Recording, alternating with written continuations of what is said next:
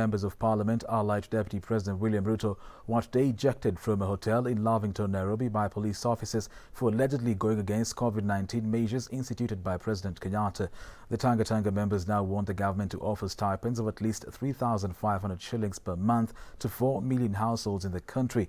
As Joel Chacha reports, they also want a mass testing and vaccination campaign financed by allocating a minimum of 50 billion shillings from the Defence and the Ministry of Interior budgets.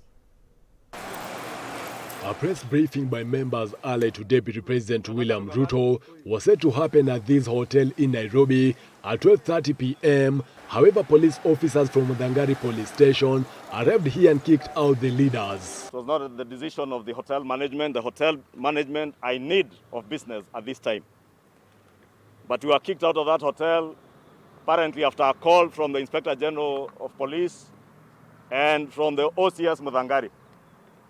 And we just want to tell the IG that nobody should take advantage of this pandemic to convert our democracy into a police state. Following the presidential order on imposing new COVID-19 measures that has since been contested by stakeholders of various sectors through staging peaceful demonstrations across the streets of Nairobi, the MPs are also contesting the orders. One, that he sets up a lifetime fund that will at least offer stipends for food rations to a minimum of 4 million Kenyans across the 5 counties.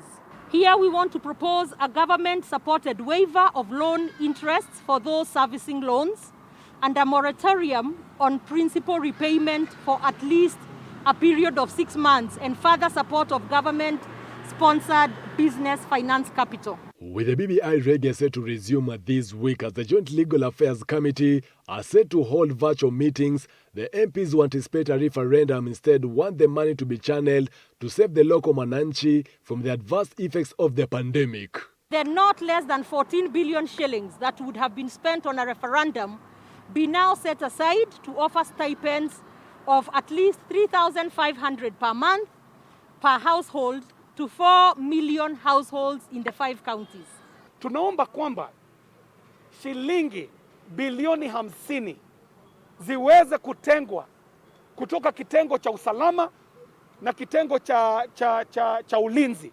The announcement by the International Monetary Fund on Friday that it had approved a 255 billion shillings loan for Kenya also elicited a storm, with calls not to overtax Kenyans while borrowing. We propose that the first disbursements from the IMF be specifically appropriated towards the acquisition of vaccines in an open and cartel-free system. So far, the directives issued by President Uhuru Kenyatta stand indefinitely, as he recently cited that until the infection rate hits below 5% is when the measures will be eased. Joel Chacha, Switch TV, Nairobi.